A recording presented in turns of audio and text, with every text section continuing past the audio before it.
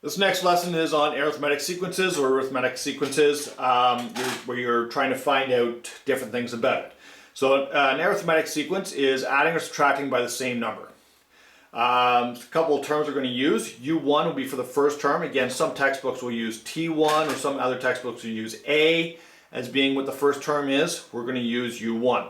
And D being the difference. So here I have a sequence. It is going down by 3 every time. 7 to 4, 4 to 1. It's going down by 3 every time. So that is my difference, -3.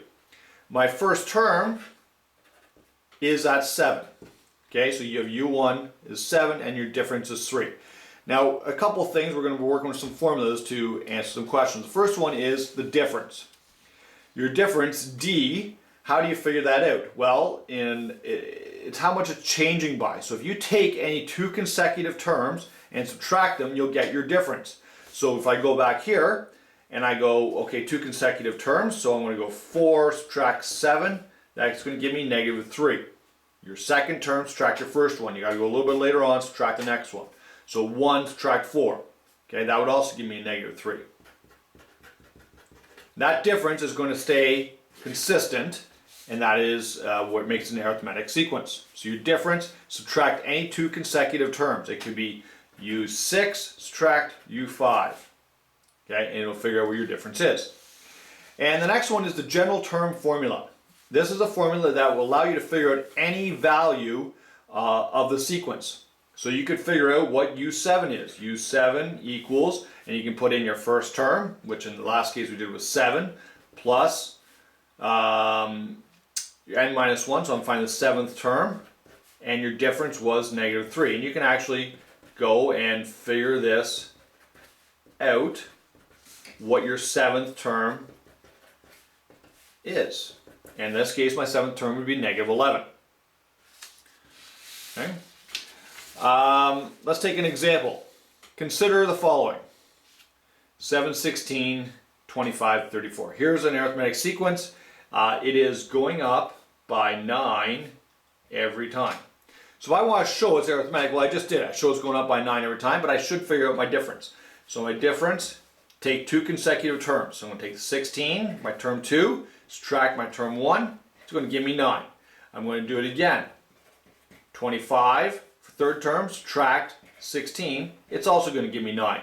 The difference is the same. Therefore, it is arithmetic. Okay?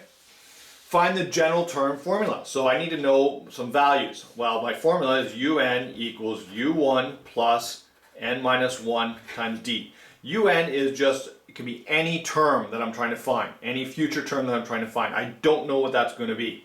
I don't know what term number it's going to be, so I'm just leave it as unknown n. So UN equals, well, my first term was 7. It was 7, 16, 25, 34. And my difference was 9. So I'll put those things in. UN equals 7 plus, I don't know what n is, so I'll just leave it as an unknown. And my difference was 9. Now I can simplify this a little bit. 7 plus, multiply my 9 into both of those terms. 9n minus 9 equals 9n minus 2. There is a simplified formula that will allow me to find any future terms. Okay? So I'm going to use a general formula and I'll put values in. I can come up with a simplified version of it. And I can use that to find, for example, the 50th term. Now I know what n is. N is 50. So I'm going to find U50 equals 9 times 50, subtract 2. 9 times 50 is 450, subtract 2, 448. So using my general term formula, I can actually put in future values and figure out what future terms are going to be. Okay, that's what the whole benefit of finding that general term formula is. It allows you to solve for future values. Okay. Is 88 a term in this sequence? So here, I need to try and find whether this 88 is going to work as part of the sequence. So that means that n would be a whole number. You can't have your term number being decimal. You can't have term 1.34. It has to be a whole number. It's either the first term or the second term or the third term or the fourth term. Okay, so I had my general formula being un equals 9n minus 2. Now I'm going to solve for n. So I'm going to put in 88 being my un. I know 88 is a term. This is a formula for finding terms. So 88 is my un, and I want to solve for n, what term number it is. I want to find the term number. So trying to do this here, I'm going to have 88, and I'm going to take my minus 2 over the other side, plus 2 equals 9n. That's going to give me 90 equals 9n, and divide both sides by 9, n equals 10. So 88 is the 10th term. That's what I just found. So yes, it is a part of that sequence. It is a 10th term. If I give you a value to find, that is your un. Un is any term that you want to find. N is what term number it is. Okay? So U10, I just found, is 88. The next type of question you're going to see is find k given that, and I give you 3 different terms, are all consecutive terms in an arithmetic sequence. So I have 3k plus 1, k, and minus 3 are all 3 different consecutive terms in some unknown arithmetic sequence, but I got to figure out what k is. So I want to use the fact that if I subtract 2 consecutive terms, I want to get my d.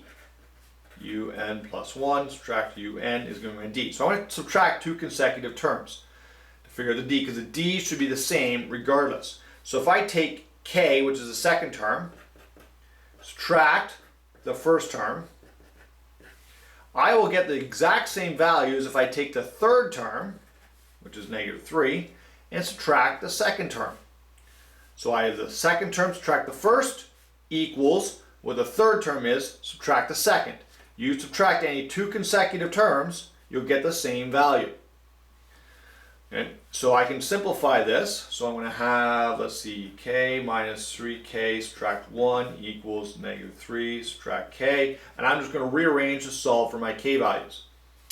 So I'm going to have k subtract 3k, take this other k over to the other side, plus 1 equals negative 3 plus 1. So that would give me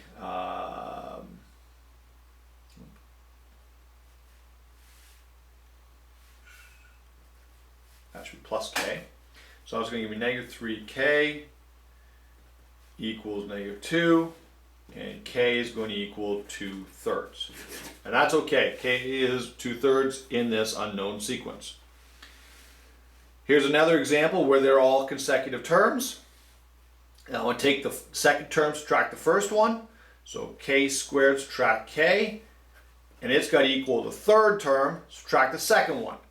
K squared plus 12, subtract k squared. And I want to try and simplify this. K squared subtract k.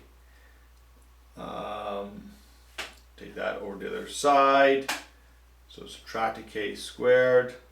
I want to have a plus a k squared. And again, all the k's on the one side equals 12. So let's see here. I'm going to have a k squared. These 2 k squareds are going to cancel left. I'll be left with k squared minus k equals 12. That is going to be a quadratic. When I take the 12 over to the other side,